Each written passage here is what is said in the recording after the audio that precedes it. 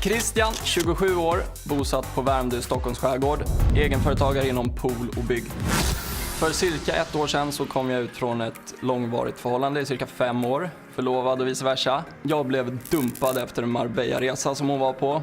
Så att man har ju gått lite loco ute på marknaden kanske. Nu har jag gjort det där lekresan och nu vill jag ha något seriöst. Och då är jag helt öppen på en helt annan front. Bor i villa med min katt som heter Skrutt. Men jag har ingen att dela det med. Jag vill ha någon som står starkt vid min sida som jag kan ha kul med.